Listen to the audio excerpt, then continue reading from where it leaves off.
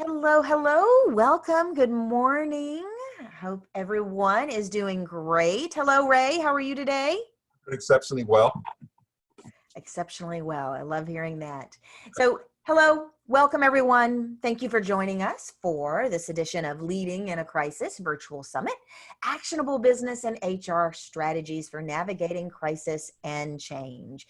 Today, I am pleased to have with us Mr. Ray Weaver, Senior Executive Coach and Master Trainer and 30-year Air Force veteran. For his special talk on engaging in productive conflict to shift your culture. I had to ask Ray to come back because his take on emotional intelligence and conflict management is just second to none. So thank you, Ray, for joining us. Thank you. Thank you. Glad to be here. What I'm going to do, if you can give me just one moment, I see a lot of glare. So I just need to get off camera for a minute, adjust my room, and I'll be right back. Is that okay? Sounds like a plan. I'm going to introduce our sponsors. Okay, great. All right. While Ray is getting situated, I am going to introduce our sponsors. And we're going to try the captions this time. So you guys let me know if we like that. So I want to say thank you to the Whitmarsh Consulting Group. David Whitmarsh and his team of multi-channel marketing experts have really pulled out the stops to help us pull the Leading in a Crisis Summit off. They are exceptionally talented and strategically minded, and they're helping some of our clients pivot their marketing strategies given the circumstance. So do reach out to David, let him know that I made the recommendation. Also want to say thank you to Insperity, HR that makes a difference. If you've been on any of the webinars, you know that I'm a big fan of Insperity. When I reached out and said, what do you think about sponsoring? They said, absolutely. What can I do to help? And then our business performance advisor, I reached back out to him and I said, well, what do you think about giving something away for free, something of value to our participants? And he thought about it for a minute and said, well, how about a free HR financial analysis report and debrief? And I had to ask what that was because I really didn't understand it initially. I didn't know it was going to be such a big deal, but it ends up being somewhere between a 3 and a 10-hour process, mostly on the business performance advisor's shoulders. They'll ask for your HR budget, the one you prepared, you spent a lot of time preparing before 2020. And they'll compare it to what other organizations of similar shape, scope, size have done and in similar situations, and provide just some context around here's where you might be able to save some money, here's what other organizations are doing to be effective and successful, and just support you in doing the HR budget pivot that so many of us are having to do. If that's going to be supportive, don't hesitate to reach out. They know that not everyone that takes advantage of this freebie is going to be a good fit for them as a client, and they're still offering it as their gift. It's turnkeycoachingsolutions.net/HR report. And our final sponsor, before we get started in our topic about productive conflict, is our internal team of strategic planning experts and management consultants. They put together a data-driven crisis strategy. So it's really strategic planning with an ear and an eye for, all of us are going to have to change. This new normal isn't going to become normal for a long time, perhaps. And so many businesses are in that place of pivoting, shifting, changing their entire trajectory in some cases. And our data-driven process can really support making that as efficient and as effective as possible. So reach out if we may be of service. It would be my honor to share a little bit more about that and to learn about your organization. My name, Anissa Avon. I am the founder and CEO of Turnkey Coaching and Development Solutions. We are a single source enterprise learning and development provider, providing executive coaching and outplacement services and leadership development and employee development and frontline manager development. But what I am most proud of is right now is our team of experts and thought leaders that have volunteered to share their knowledge with us in our Leading in a Crisis Summit, originally planned for April and May of 2020. Now we're going to go ahead and go on into June. By request, we have 50 plus speakers and counting. So go on back to that site and check out the new speakers, select one or all, and let us know what topics were worth your time and what topics you'd like to have us reach out and provide to you guys. So I want to introduce Ray. Ray Weaver is the CEO of Aboji Coaching and Consulting.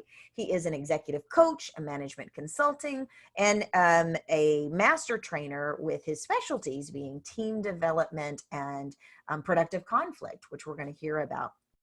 He is a 30-year Air Force veteran. And Ray, I'm going to try to remember this. You served Command Chief Master Sergeant. Did I get that right? Correct. Ah, I knew it. Okay, pat myself right there. I did it. Ray is also a certified PCC, professional certified coach with the International Coach Federation. And this is the most beautiful part. He is married to his best friend for 37 years. They have 2 adult sons, a loving daughter-in-law, and about to be a grandpa. So congratulations, Ray. Thank you. Thank you.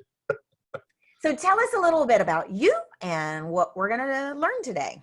Well, a little bit about me is that what I found is, for me to be more effective in life, I've had to learn to deal with conflict, especially after the conflict of leaving a career for 30 years and then moving into serving other areas in the community.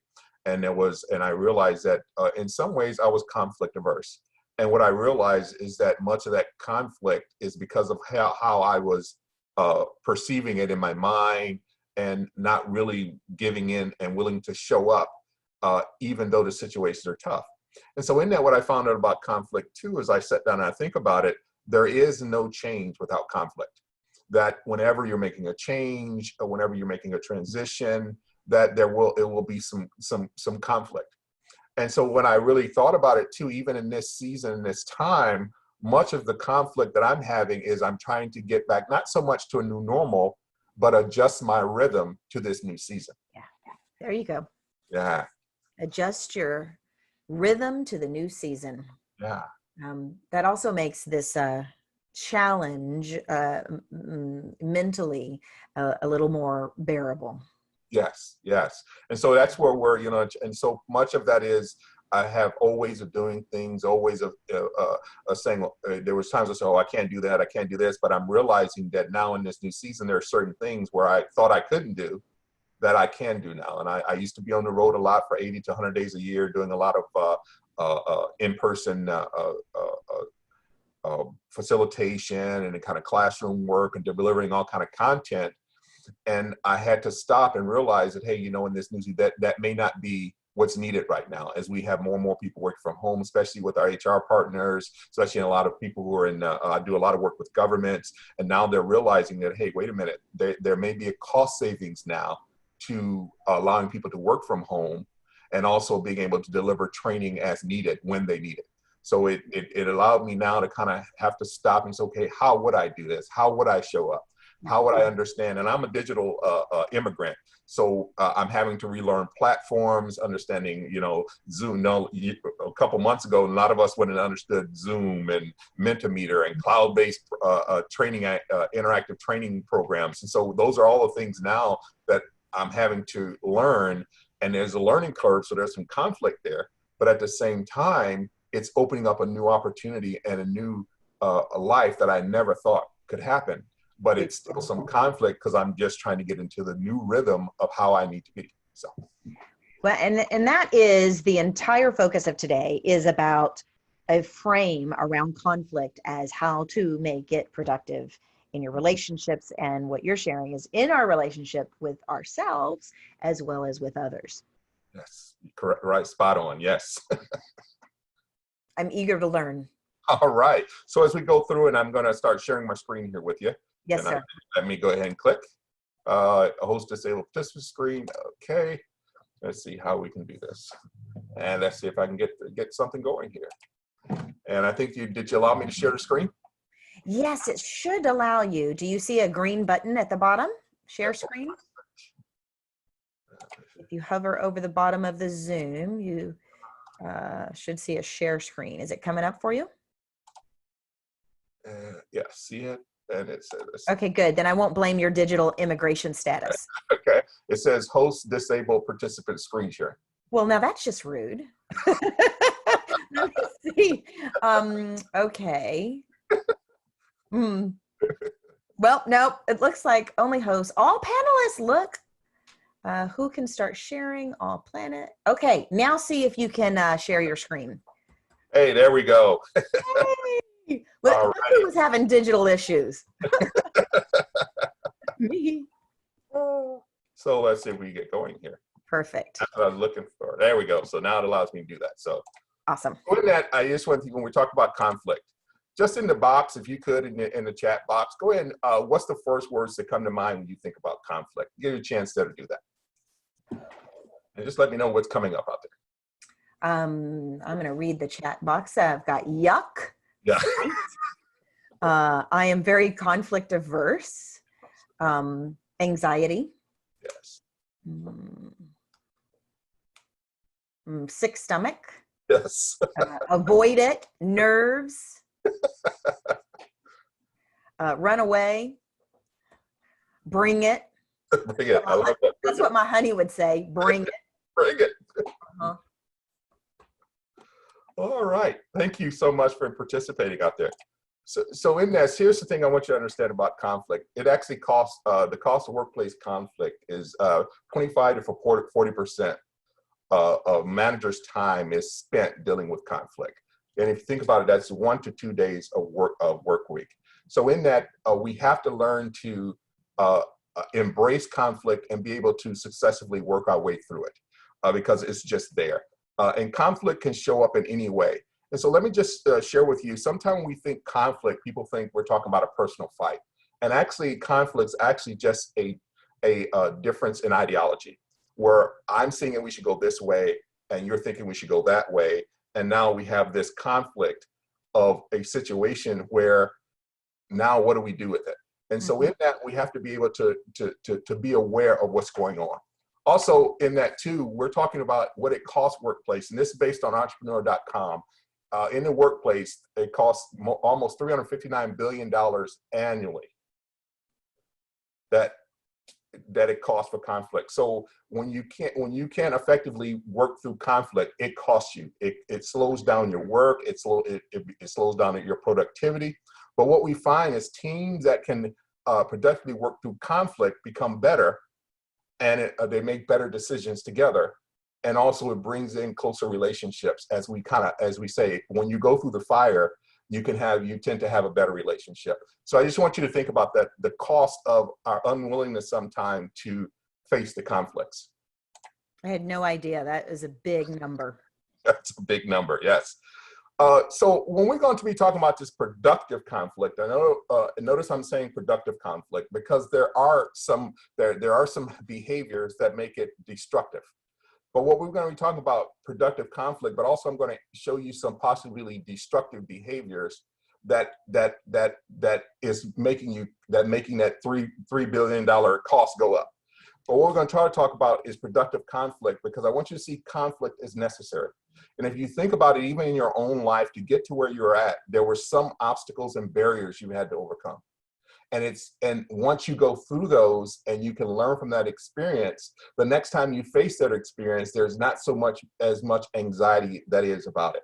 And as you grow and you develop, you learn to pick up on signals. You learn to master your own stories. You learn to pay attention to the emotions that you have, so you can kind of interrupt your stories so that you can effectively process through that and make it as productive as we can.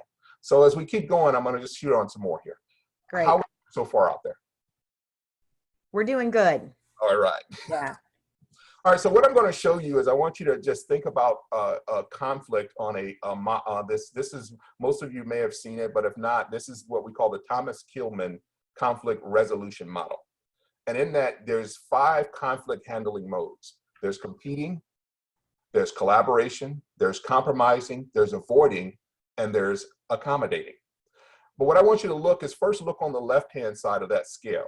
That's about assertiveness. So if you notice, I have a little thing in brackets, what that's about is the importance of the outcome. So I want you to be thinking about this, the importance of the outcome or the importance of the task. And then from that, there's high to low. Then if you look at the bottom, you'll see cooperativeness. And another name for cooperativeness is about the relationship. So that goes from low to high. So I want you to think about this when we're talking about conflict. What if we shift our perspective and ask ourselves, okay, are we if the importance of this thing I'm trying to get done is important, then is important, but it's not so much I'm worried about the relationship right now, I just need to get this done, then I may want to shift to competing. And people say, what does that sound like? What does that look like? And I want you to consider this. When we're talking about competing, we're talking about when you're like standing up for your rights, defending a position you believe to be correct, or sometimes it's simply trying to win. And so in that one, when you're always just simply trying to win, competing may not be the right conflict resolution strategy. So in that, I want you to start thinking about, what am I trying to do for the outcome, and what am I trying to do for the relationship? Now, if we take a good look and we look to the far right, notice collaboration is high in making the outcome to be right, and also high in relationship. So in that, what you're doing when we're talking collaboration, you're actually you're creating a win-win. And I just want you to be aware of collaboration, it takes a long time. And you say, but what does that look like? And what that looks like, maybe exploring a disagreement to learn from each other's insights. It may look like resolving some condition that would otherwise have the team compete for resources, or confirming or trying to find a creative solution to an interpersonal problem. And notice that takes time. So I want you to be thinking about how we had to respond in this pandemic. For some of you, you had just to compete because we just had to get things done. And that is what's needed. So much of that, and I want you to think about, there are certain values and certain rules you have in your organizations that you will not compromise on. Yep. You know, there are certain policies about EEO policies, all those kind of things that you just don't compromise on. So in that, that's a competing strategy of, hey, no. There's a competing strategy even sometime with our kids. Oh, you will eat your broccoli, or you will eat your vegetables. we're not going to have a conversation about that. Or you will be on time. Or there are certain things that you've set up even in your own home that you compete with, because this is just, we need these kind of rules to create this healthy structure. So we have those in that, and we may need to compete. So in that, I want you to be thinking about it. Sometime that could really help us, allow us to deal with conflict, if we stop and we look at the modes and we go, what's needed from me now? In this situation, is it important I get the task done right away? Or is it task, if it's both getting the task done and a relationship, I may need to be a little bit more collaborative. So as we move down, notice we talking about compromising. We midpoint on outcome, we midpoint on relationship. And we tend to compromise sometime. And what compromise look like? Splitting the difference, engaging in concessions, and seeking a quick middle ground position. And I want you to be thinking about this. How many of you ever bought a car? You walk in, and the sales rep is starting off competing, yeah, and you start off competing. This is what I'm going to pay for it. And they're going, this is what we're offering. But eventually you get down to compromising. Yeah.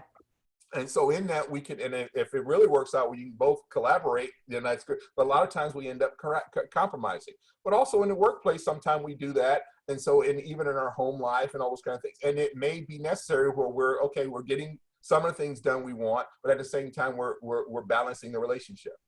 So as we move down, let's take a look at avoiding. And people say, well, you should never avoid for conflict resolution. You don't avoid. Well, there are certain times that we need to avoid. And that's a good conflict resolution strategy. So some of you out there that say you avoid, I applaud you. That's a good strategy sometimes. It may not be all the time, but sometimes that's a good strategy. And there are times we just need to avoid things. And notice when we're avoiding, We're not worried about getting the outcome done, and we're not really worried about the relationships. And what that may look like is, say that you're diplomatically sidestepping an issue, postponing an issue until a better time, or simply withdrawing from a threatening situation. Those are all good times to consider that in the conflict resolution model of I need to avoid. And finally, let's just move over to accommodating. And we want to think about that in accommodating. It's more about the relationship than it is about getting something done. So I just accommodate. And that may look like selfish generosity or charity, or obeying another person's order when you would prefer not to, or yielding to another's point of view. And there are times we just yield to that point of view and we accommodate it. And I jokingly sometimes think about accommodating, and I want you to think about in the good old days about 60 days ago when we all go out to dinner on a Friday. Have you ever had that conversation with your significant other? Like you get in the car and you go, where do you want to eat? Oh, where you want to go? Where you want to go? And if you're my honey, he'll say, you get to choose. And then I choose. And he'll be like, I don't want to go there. But then I choose somewhere else. Oh, I'm like, yeah. So I will accommodate. I will accommodate. So we do that. And so in that, what I want you to be aware of is that when you say that maybe to shift your productive conflict, to make conflict productive, start asking yourself, hey, what is really my intent here? Is it, do I want to have a high getting the outcome I want, and at the same time high on the relationship? I need to be collaborative. Yes. But if it's something that's really not important to me, and it's not, I may need to avoid, or I may need to accommodate. Okay. But there are certain times I just need to compete because it's what's necessary and needed. And by using this model, these modes of conflict, it can allow you to say, okay, adjust, and allow your body and your emotions to adjust and saying, hey, this is what's needed. This is the right thing to do. So you just said something that I want to ask you a question about. Yes. Using this model Mm-hmm. and basically being mindful about what is my intent. Yes. What is it I want here? Yes. A person can use this model to intentionally navigate around basically the conflict options and be more agile to get what it is that's the best for any given situation. Yes, that's correct. You're spot on. So in that too, if you think about it, sometimes you may want to be collaborative, but you may have to work through all these to get there. And so in that, we have to be aware is that we don't, when we're talking about conflict or being in conflict, it isn't that we just need to use one mode. There may be a situation where you have to use multiple modes. And you think about, let's say in the sense of great relationships, there are times that we compete, we have boundaries, and another name for competing is I have boundaries. So there are certain boundaries you're not going to cross. And so in that, this is my values and my boundaries. I'm going to say, hey, I'm sorry. This is just the way it's got to be. Yeah. And there are times that we're still working over a long time to be collaborative, but along that long process we're going in businesses, in workplaces, there's going to be some accommodating. There's going to be avoiding or be compromising. And notice we've been very accommodating in this season. We've been very accommodating for allowing people to work from home, allowing them maybe to, they because of their home situation, they may be better at getting things done in the middle of the night than they were doing the standard business hours of 9 to 5. And we're being very accommodating right now that we were telling ourselves before we were competing and go, this is just the way it has to be. Well, we're starting to realize, wait a minute, certain things that we set up and we said, wait a minute, now as I'm looking at it, that maybe not be important. So I realize right now what's maybe needed more is about relationships. So I'm being accommodating. Mm-hmm. So you will probably get to this in a moment, but because we're talking about changing the culture, and right now culture is in flux for most organizations.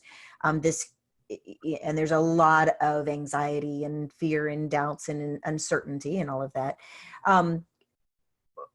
My real question is about the leaders who are really effective at leading their organizations right now. Yes. How are they, how do they adapt? As a general rule, effective leaders, what is it that they do, whether they know they're doing this or not, that's more effective than ineffective? What's more effective than ineffective is that they interrupt their stories. And we'll be getting to that. Okay, knew it. They're being very present, they're being very aware, and what they don't allow their automatic thoughts to run forward. So what you'll find is you used a word that gave you the answer. Yeah. And it was they're being intentional. Okay. Yep. And that's the thing, is what you're seeing is the leaders who are out there really being effective in the season, they're being intentional, including in what the words that they use. Yes. And how they show up. So because what they realize is that in these crisis situations, you have to get out of automatic and you have to stop and you're having to understand what is needed from me now and how do I need to deliver it to get the intent of what I'm trying to say. So you have to be very careful with your words. You have to be very careful with what you're putting out there. You have to be very careful of how you're allowing people to be collaborative, where you're not creating more fight between organizations or creating a atmosphere of uncertainty by the way you're showing up and presenting yourself. Very good. So the word is they're being intentional. So what they're doing is they're not being automatic. And so we'll be getting to that. So it's all moving on. So in that's what we're talking about. You're talking about destructive responses. And here's what happens. Conflict happens and we have an automatic thought. And then we have a destructive response. And people say, what do you mean by automatic thought? And I'll just, what some of these, and here's some things I want you to be thinking about. Much of the time, because of our neuroscience and how we're made up, our brain is always looking for threats. So it will always look for threats, and it looks for threats in a bigger way than it does for reward. So threat to reward ratio in our brain is we're always looking for threats. And if you think about even in businesses, most managers and most leaders, they're always going to find out what's wrong. Yeah. What we got to fix, And so they're looking for all the threats and all those things. And it's just part of who we are in the way we think, but we don't stop and see the reward. So much of that is because we're on automatic. So what happens is conflict happens, we have an automatic thought, and then we have a destructive response. So in that, so let me step back here a little bit. I'm sorry. I'm gonna have to go back here. Now I have to reverse. Yeah, reverse. There we go. Previous. There we go. All right. So in that, I want you to be thinking of a destructive response. And the reason I asked you, when you think of conflict earlier, notice what your response was. Yuck. Yeah. I hate it. And then someone said, bring it on. Uh-huh. In that, a lot of times where it is, that's your automatic thought through it. So in that automatic thought may be fear. Some of that automatic thought is, okay, they're trying to attack me. Some of that automatic thought may be they're trying to make me look bad. Some of that automatic thought may be, okay, I'm going to be very sarcastic here. Some of that, so there's some very destructive responses from these automatic thoughts, and it'll run you to the point where it may be some experiences that you've had in your past that you're responding to that has nothing to do with this issue. And much of our automatic thoughts are, we're not responding to the situation that's before us. We're actually responding to the story that we tell ourselves. And we've just built up some automatic thoughts. And I don't know if I saw something come up on the chat box there. I don't know if it might have had a question or something. Is looking for the threat versus reward just a natural human tendency? Yes, that's a natural human tendency. And so much of that is, that's why you see leaders, you have a lot of leaders as they move up, they get coaching, a lot of other things, because they have someone that's asking them certain kind of questions to get out of their automatic way of thinking, because their automatic way of thinking, their thought may be the barrier to them being more effective, because just how we perceive the world. And you have some out there who perceive the world as in a mindset of that that I need to fear uncertainty. And then there are some who have the growth mindset who accept uncertainty. So notice the difference. One fears it and one accepts it. So if I fear it, I'm going to limit myself. But if I accept it and go, okay, there is some uncertainty out there, but I can use some of my past experiences to help me process through as I learn what's required of the new rhythm. Okay. So it requires you to interrupt your automatic thought. And how we do that is when we have conflict, and then we have automatic thought. But what we need to be aware of is how does it show up to us? What is our bodies trying to tell us? What is our emotions trying to tell us, so that we can step back from it and reframe it so that we can respond in a productive way.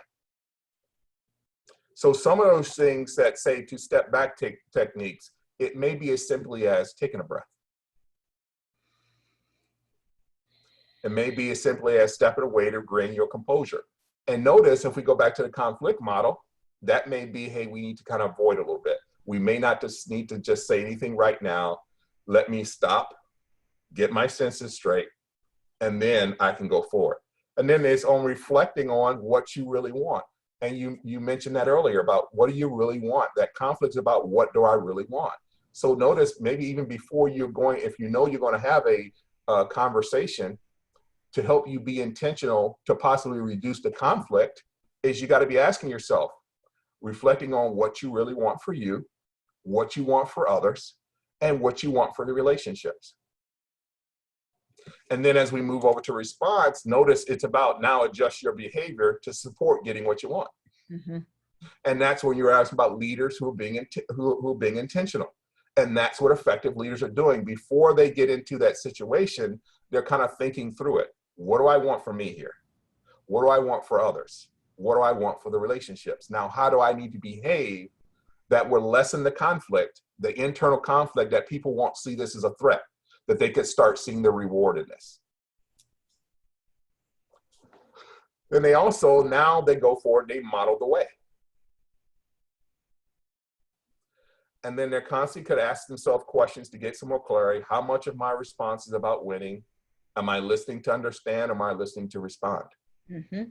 What are the actual reasons my emotions are so tense right now? What am I scared of hearing from this person?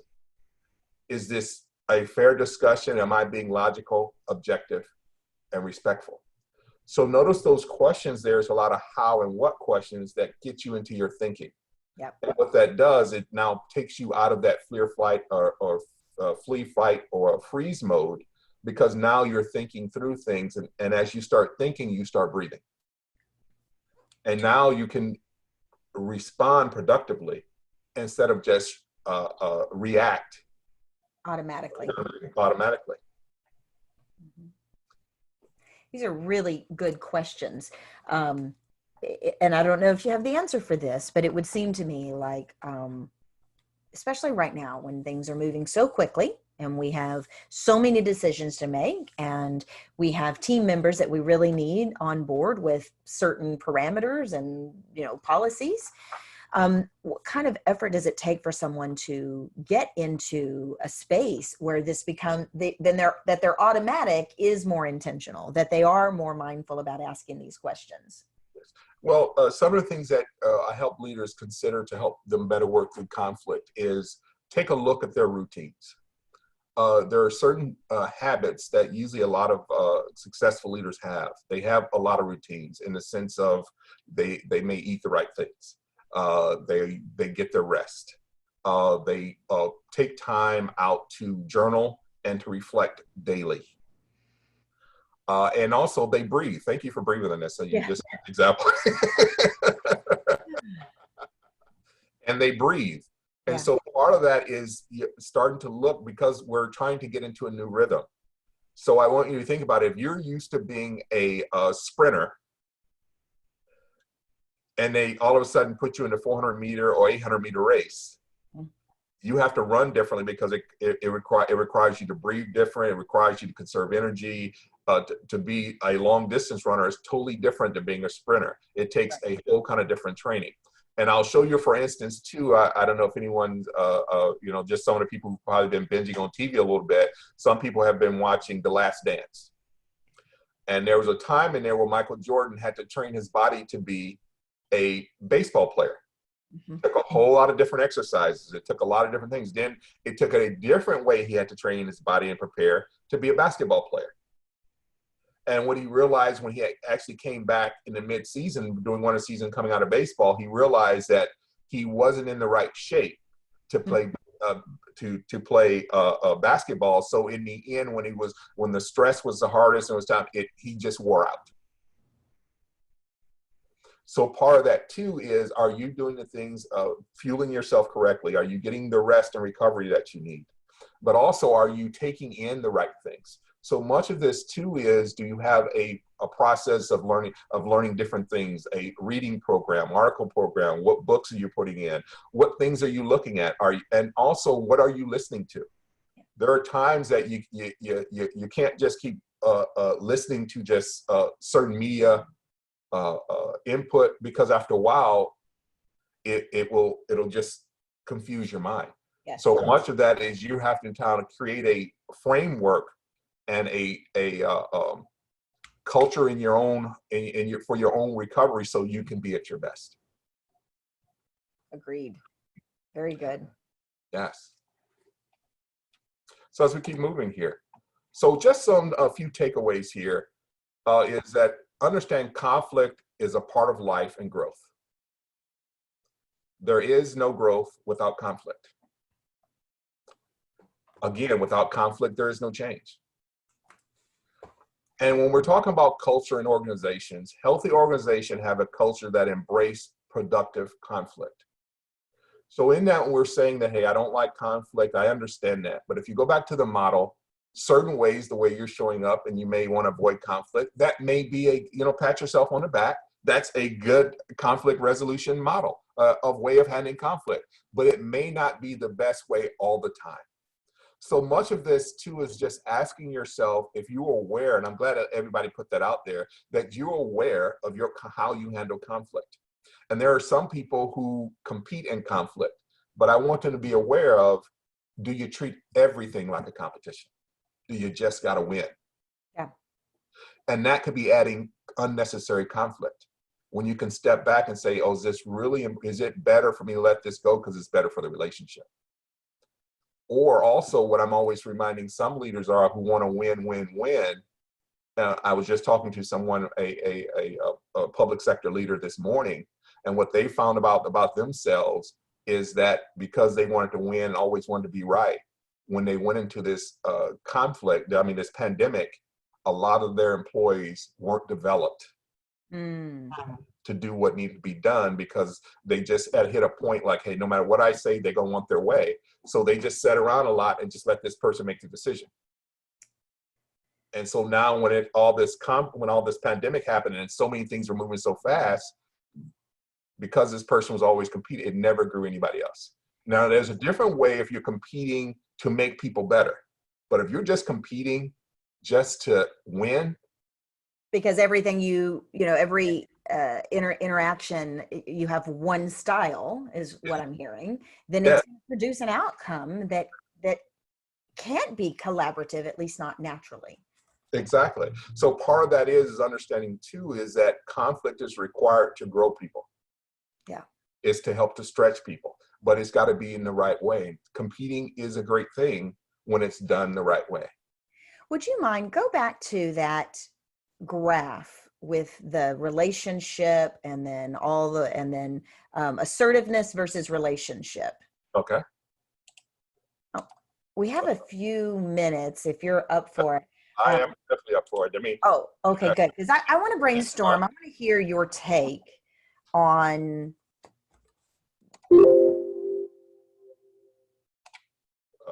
There it is, right there. So we're looking at high assertiveness and high relationship is collaboration. Yes. High relationship, low assertiveness is accommodating. So what I've heard in some takeaways, and I'm going to get to my question, is that there is a place and a position for using every single one of these intentional conflict styles. Yes. What's interesting is most of us don't consider accommodating a conflict style. And yet what you've shared with us means if you're intentional, it's absolutely a style through any conflict. Yes. Okay. And I like saying, we saw that when businesses had to shelter and all that stuff, there was a lot of conflict there. So what we did is we started realizing, in this season, it's not so much about getting the work done. We got to protect our employees. So we were accommodating and going, hey, wait a minute, the schools are closed, the child care facilities are closed. We have to accommodate this. Yeah. And we have to be aware of that because that's what's needed. And so as a leaders, we're being intentional. We were intentional about that. And now you'll find that a lot of local leaders, especially in communities, I've been keeping up what's going on in Houston, and you'll see your mayors, and you'll hear a lot of mayors say this, and the Mayor's Council have been saying this, that, hey, we don't have time to play politics.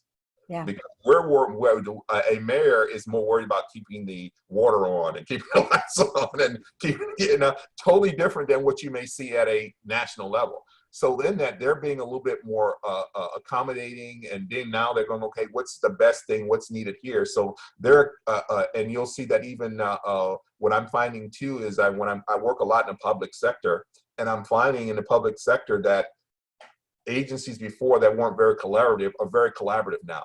Human service agencies and fire and police agencies are working so much collaboratively. And notice when we go into a pandemic or an emergency like this, everybody kind of gets a little bit more collaborative. Ideally, right? Yeah. So, one of the things that we learned in yesterday's talk with Heidi Partita, she is a SVP at Guidance Residential, was the aspect of what do you do when you've got workers who are not able to do their work during the normal hours because now they've got their 4 toddlers, their toddlers, their sister's toddlers, whatever, running around. And I asked her what they told their managers to do in order to manage that. And the answer was be accommodating. It was, as long as the work gets done, our role right now is to understand that everything is different. And this is not about, you need to get it done by 5. I don't care that you have children. It is, what can we do to support you? And just get the work done. We're okay with it as long as you can be productive. And what I find it now is what I'm finding is a lot of leaders are now, even because they're looking at it being accommodating, but now they're stopping and seeing it in a collaborative way because it's a win-win. Because now what they've realized is that the idea of work being 9 to 5, if they shift and go, hey, if we accommodate, we may now be able to get a 24-hour work model and be more productive. Woo! Because you have different people who can do the work, say who may do their work early in the morning, then some who may do work in the afternoon, and then some. But what happens now, they're looking at it going, hey, we have this where we may be able, because now, especially if you're a global organization, you go, wait a minute, this is, if I can look at this as a different way and I'm accommodating to people's needs, as long as they're productive. Yep, that was the key. So we have Lori asked if we're going to share the recording, and Lori, absolutely. Usually by this afternoon, the replay and recording will be up. So, but I want you to hear this, Ray. She says, this is one of the best presentations I have seen on conflict. Oh, wow. Thank you so much. I would love to talk to gain some more understanding too of perhaps some examples in each of these quadrants. So, and I'm glad you took it down. So let's take this avoiding one, for example. The one that came to mind for me is just on my mind because I saw a newscast last night, and part of it was there's some outcry in Arizona. Because they're not releasing the data related to nursing home and elder care tests and deaths. And so the people are taking it to the Arizona Supreme Court. we deserve to know this. This is our family. What's going on there? And you know, in one way, I find that is completely uncompromising, and you know, I have my own judgment about it. But there's something you mentioned. There's always a reason for a person to choose, right? Whether they're choosing competition, choosing avoidance. Mhm. So when we are faced with a leader who is choosing avoiding, how does the other person navigate around the wheel to move or influence the situation? Well, I want you to think about to the question I was asking, what do you want? And notice in that it's what do you want for you? What do you want for the other person? What do I want for the relationship? Now, how do I need to behave to get what I want? And sometimes if you have someone who's constantly avoiding, you may have to go around them because they may not be giving you what you need. And you start off saying that Arizona model, but notice because it wasn't a very collaborative and transparency there, the only recourse people had was to take it to court. To go around. To go around. So in that you may have that, and so you may have people who are avoiding all that stuff, but now you have to stop if it's preventing you from doing what you need to do. Now you have to say, I may have to shift to a competing. Yeah. Okay. And you know, then we think in terms of some of these, all, you know, the black and white way that our brain works, either bad or good, but it's not, as you were mentioning. There are times when, repeat for me something you said in the avoidance quadrant was about, there's times when that is the perfect thing to do. Yes, and in that, I sent you another email that has this and handout. So if you want to go into the Zoom, go into it, and then if you look on the right, it'll allow you just to load up that PDF. Oh, I can do that. We can talk about that. Yeah, and then and it'll say you can download and you can download, actually add a handout, and you can just give them that, and it'll have the the 5 model handling models, and also have a sheet that has all the definitions on it. And are you saying I can do that right now inside our little conversation? All right, we're going to see. And while we're doing that, can you share with us top right, collaboration, middle, compromising? Talk Yes. to us about when I want to understand the difference between collaboration and compromising. Okay. And then can you share with us some examples of when someone may intentionally choose compromise versus collaboration? Sure. I want you to think about maybe splitting the difference. Okay. Sometimes we compromise, say from an HR platform, we may compromise when we're talking in salary negotiations. Somebody comes in and you compromise all the time. From a business perspective, we go in and say, this is what we're offering. And some say, we can't pay this, we offer this. And then what we do is we find a compromise. Well, they may give a little bit more and we take a little less, or we give a little bit more and they take a little less. That's compromising. Mm-hmm. Mm-hmm. And we know for the health, but it helps us also get to collaboration. Okay. Does that make sense? Yeah, talk to me a little bit about it helps us get to collaboration, because sometimes it ends at the compromise, right?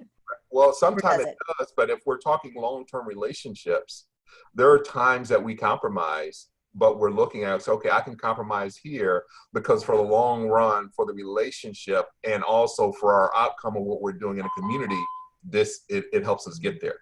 And sometimes we can't get to collaboration right away because it takes a long time. Yes. And so in that, there may be some compromises that helped us build to where we're both getting what we want. Okay, now I'm tracking with you. So that's a piece I'd like for you to expand upon. Okay. That relationship piece. We don't always have high trust in a relationship, at least not in the beginning. In fact, I can even take away the word always. Most often, we may not have high trust in a new relationship, and alternatively, we may have low trust in a long-term relationship. What is the process when let's say you go to work and every day you're going to have a conflict, or just a different style, different values with someone you're working with on a regular basis? What do I do to correct that? Okay, first I would ask yourself is what story are you telling yourself about that person? I don't like that. No, just kidding. Uh, Yeah, it's a story. it's a story. We don't get along. He doesn't share my values. And so I want you to think about that. So is it they don't share your value, or they just don't share the same opinion about something you do, of how they see the world? So in that, is this so here's what we do is sometime in conflict, we make it personal. Okay. When actually it's just a different ideology, not understanding that people see the world differently than we do. And what we do is we tend to keep speaking from our point of view instead of taking in and looking at their perspective, and start asking yourself, what would make them think that way? What are they seeing that I do not see?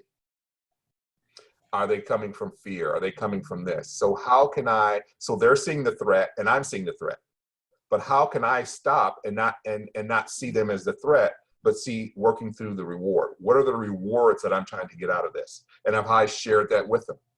But also, have I shared with them what my hope is for them and what my hope is for our relationship? So sharing your motive, your intention, Yes.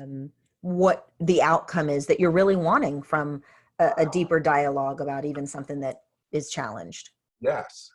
So part of that too is, but also mastering. We kind of have to master our stories, and I want you to think about if there's, we always have, and I can't say we all, but I know there are some people in my life that when I think about them, I go, oh, and when I see them coming down the hall, I go, oh my God, here they come again. But what I found is I had to stop, because what's happening is I'm basing my idea on an interaction I had with them before.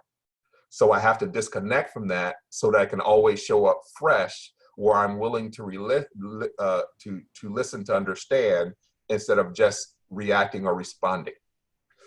So now I'm to understand, other as than opposed just to respond. listen to respond. Yes. Or just, yeah, okay, all right. Yeah. I'm tracking with you. So part of that is what we're trying to do is we're trying to change someone else, and we have no power over that. So most of the time, if you notice, the conflict model was about the things you do that you can control. Yeah. So your own emotional well-being and your own emotion, your own choice with navigating around the different styles. And if you notice in a conflict between two people, in the words of the prophet DJ Easy Rock, it takes two to make a thing go right. I knew it. It takes two to make a thing go right. I am with you. So That's part awesome. of that, and I'll just share this with you, a very great quote that makes you understand a collaboration was when Gorbachev years ago was going to meet Reagan, and that's when Russia and America were really at odds. And when they walked into the summit, he shook Reagan's hand and he looked at him and said to them, "Today I come to deny you of an enemy." Which one said that? Gorbachev said that to Reagan. "Today I come to deny you of an enemy." Wow. Yes. So in that, he had to prepare his mindset to look for the long term, if we could get this healthy relationship going. And yeah, there's things in the past, yes, and there's some things we got to work out, and there's a difference in ideology, political, there's a lot of stuff that we got here.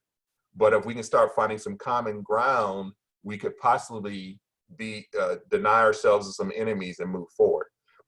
But it takes us first to stop and say, okay, can I disconnect from my story?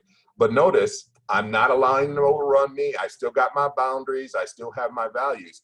And you had mentioned something that you said they don't espouse my values. Yeah. But I want you to be thinking about it. If we're in an organization, we're not about our values. We're about the organization's values. Okay. So that's the thing we have to weigh. We're making it personal.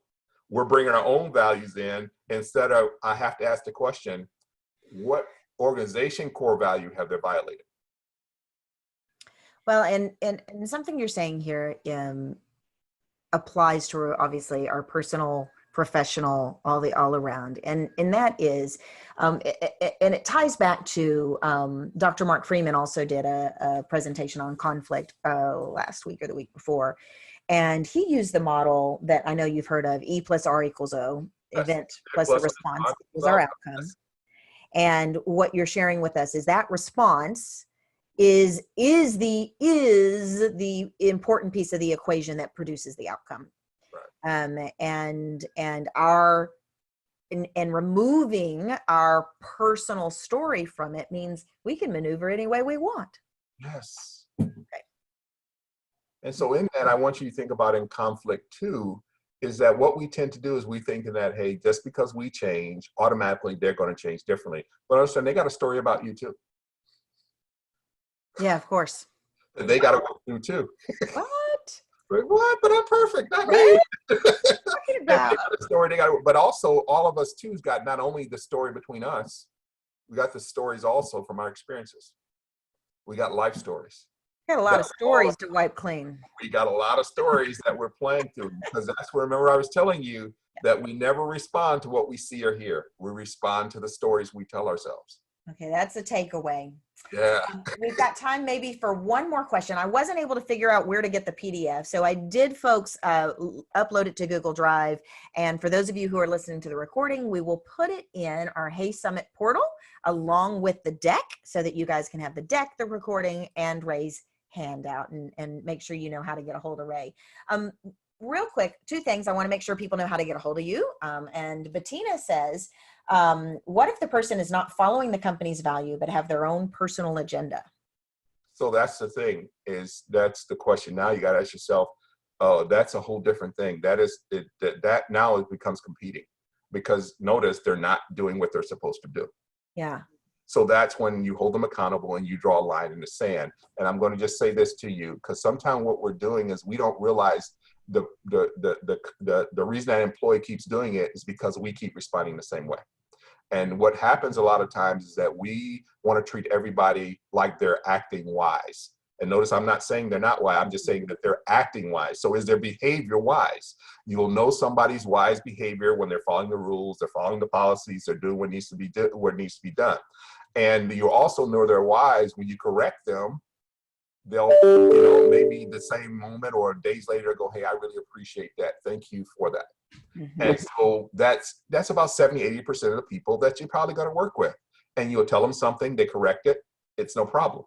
But then there may be about about 10 to 15% of the people you work with who behavior is, how can I put it? Disruptive? Kind of disruptive, foolish. Foolish. Okay.